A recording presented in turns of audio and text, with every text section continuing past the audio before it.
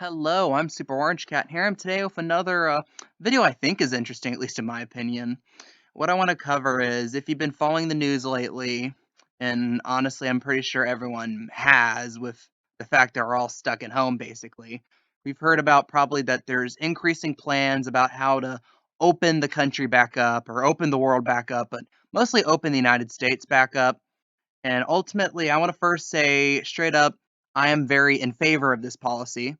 And I know, because if you've been paying attention to some of my older videos, I was saying how we were in a very grave threat in many ways. And I still hold true to what I said back then. And I think that what I said back then was valid, clear-cut advice and kind of just opinion about things. And most of the predictions I did make about it did come true. I did predict that it would become a problem in the United States. I did predict it would become a global pandemic. And also, I predicted a lot of the reaction to it, how the reaction itself might be more dangerous than the disease.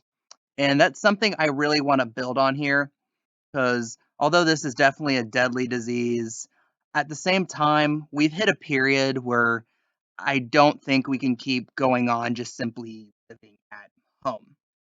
As you can tell, we've had like tens of millions of people have lost their jobs, they've been laid off, and we've kind of entered something of a quick, very fast recession, which certainly we'll see the lingering effects of for some time. And that's partially because of it, we need to open the economy back up. And first things like first, if you've been paying attention to the US, President Trump did talk about how at the end of the month, when the current social stay at home order he has out is expired, he did talk about encouraging states to open businesses back up. And the first state to really kind of take that mantle is the state of Georgia, which is interestingly a pretty important state as that's where I grew up to me. And what I noticed is how, yeah, like how Georgia is the first state to go into detail about their reopening plan. And that is something, although I am not a supporter of Governor Kemp and I have a lot of personal differences with him, I do generally support his plan to open up the state of Georgia. And what I see is what baffles me, not really baffles me, but kind of angers me is just the not the negative reception against it, but just how fierce the blowback is. Like, look, and here's the thing. People talk about, oh, it's gonna be a second wave. It's gonna be horrible. It's gonna be a global ending event. First off, this disease will not end the world. And I've reiterated that many times throughout my coverage of it. And what we're gonna get here is what I am suspicious of. And something I was suspicious of from the very beginning is the fact that this is a very, very asymptomatic disease. Now, you probably see a lot of news reports saying that, oh, 25% of people have it are asymptomatic, or one point earlier is like 40, 50%. What I believe is that it might be even higher than that because there was an Icelandic study, I think like a month or so ago, that implied that over 50% of Icelandic people who had it were asymptomatic. But now you've recently had an antibody study focused in Massachusetts and implied that the overwhelming majority of people who had it were people who were asymptomatic, people who had the antibodies against this virus in their system, but never really reported having any symptoms of it. And that's ultimately what I'm suspicious is what has been going on the whole time. Like, it's very reasonable to believe that you over there watching this video who has no symptoms, showing no symptoms, and has been completely fine, you might have had it at some point. And the things that you wouldn't know. But if you look at your body, look at your antibodies, you probably have some antibodies that are against that. And it's because you had it in your system and your body created those because of it. You know, which is basically like a lot like a vaccine in a weird way. Because basically what vaccines function as is you stick like a very weak or a dead virus or a dead bacteria into your system to basically give your body a very easy, low risk opportunity to develop antibodies against a certain pathogen.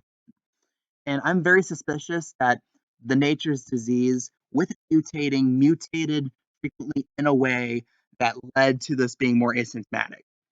Because that's actually more favorable for the virus. This is something that seems counterintuitive if you've watched a lot of like movies like Contagion or 28 Days Later, but in reality, it's actually more advantageous for the virus itself to be asymptomatic because if it's type that gets deadlier, if it's deadlier, more potent, more deadly, and it kills its host, then it can't do much more because if he kills his host, that means people are going to notice it. Obviously, if he died from this disease, and then you have quarantine efforts, and that limits the spread of the virus, and the virus can't multiply as much. And this is a lot like if you played like Plague Inc.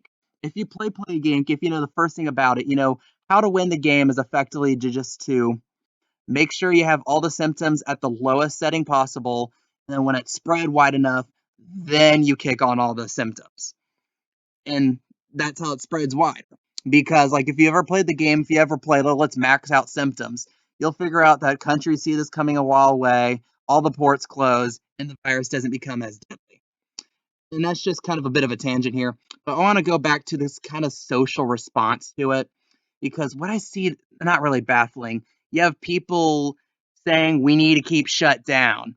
We need to keep stuff shut down because the people who want to go back and reopen the economy, they're dangerous to our society because they want to infect everyone. They want to kill your grandma. And that's just absolutely stupid. And I've seen like a lot of people because if you've been paying attention, there's been recent few days have been protests against lockdown orders, which by the way, these lockdown orders, stay-at-home orders are unconstitutional. It's just the fact that a lot of people aren't questioning them because the general public opinion had been that, well, we need to be safe at all costs.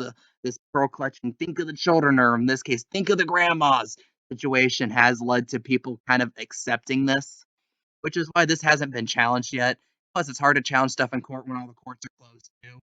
So, and ultimately, you have all these people like, oh, these are just lazy people who want to go to Ruckers. They want to get haircuts. No, these are people who want to open businesses again. Like, a lot of these people are people who are out of work because of this virus. And, and this is interesting because this, I think, has personally changed my opinion on what the concept of privilege is.